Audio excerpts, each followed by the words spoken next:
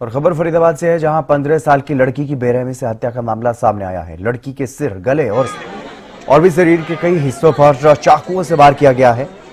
POCSO act के आरोपी पर हत्या करने का आरोप है। पहले ही पॉक्सो एक्ट के तहत आरोपी जेल में था, जेल से बाहर आया था बेल पर, और बेल पर बाहर आने के बाद उसने इस वारदात को अंजाम दिया। वारदात को अंजाम देकर के आरोपी मौके से फरार हो गया। फरीदाबाद की डबुआ कॉलोनी थाने का यह मामला है। फरीदाबाद में 15 साल की लड़की की बेरहमी से हत्या का मामला सामने आया।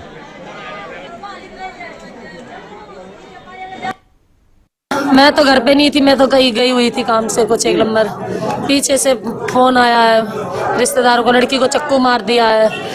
तो एक काम वाली आती थी घर में, काम वाली आती थी घर में, उसके घर में मारा है। उसके घर में मारा? हाँ, कुछ नहीं, घर पे रहती थी, पढ़ाई करती थी वो। मैंने लड़का पीछे पड़ गया था 1.5 साल से, मैंने निकाल दिया था, स्कूल से निकाल के घर में रखती थी। कोई दुश्मनी वगैरह थी किसी से? लड़का पीछे पड़ा हुआ था 1.5 साल से। कौन था लड़का? वो पवन नाम है उसका। इसी गली का था? हाँ, वो हमारे घर से आगे है। पहले कोई लड़ाई झगड़ा? नहीं, कोई लड़ाई झगड़ा नहीं हुआ। वो पीछे पड़ता था, धमकी देता था ऐसे। हाँ, तो मैंने इस मामले को लेकर कोई पंचायत हुई हो? हाँ, उसको जेल में डलवा दिया था। जेल में डलवा दिया था? कब का मामला था ये जेल वाला? हो गया ये 6 महीने हो गए। राजेंद्र दहिया हमारे ब्यूरो चीफ फरीदाबाद हमारे साथ जुड़ गए अधिक जानकारी के साथ। राजेंद्र, क्या कुछ ज्यादा जानकारी इस मामले में? क्या आरोपी को पकड़ पाई अभी तक पुलिस? बिल्कुल, मैं आपको बता दूं, अभी तक जो आरोपी है वो पुलिस के पकड़ से बाहर है और इसको लेकर पुलिस ने कई टीमों का गठन किया है और जल्द ही आरोपी को पकड़ने की बात कही जा रही है।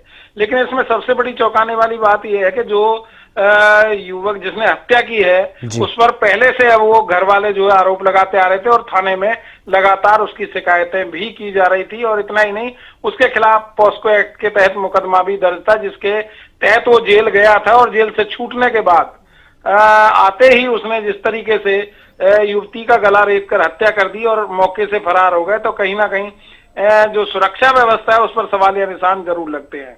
और अभी तक भी पुलिस की पकड़ से आरोपी बाहर बना हुआ है। हालांकि जल्द ही गिरफ्तारी की बात कही जा रही है, लेकिन देखना होगा कि कब तक हत्या के आरोपी को पुलिस पकड़ पाती है। जी, और वहीं अगर परिजनों की बात या आसपास के लोगों की बात की जाए तो उनकी तरफ से क्या कुछ कहा जा रहा है इस मामले को लेकर के? किस तरह से आरोपी सफल हुआ इस वारदात को अंजाम देने में? देखिए, परिजनों का साफ तौर पर आरोप है कि वो पहले से ही इनको तंग करता था और अब आने के बाद भी वो लगातार इनको तंग कर रहा था और उसी का नतीजा है कि उस युवती का गला रेत कर आरोपी ने हत्या कर दी। और अब वो सीधे सीधे न्याय की जो है मांग कर रहे हैं कि न्याय होना चाहिए और आरोपी को कड़ी से कड़ी सजा भी मिलनी चाहिए।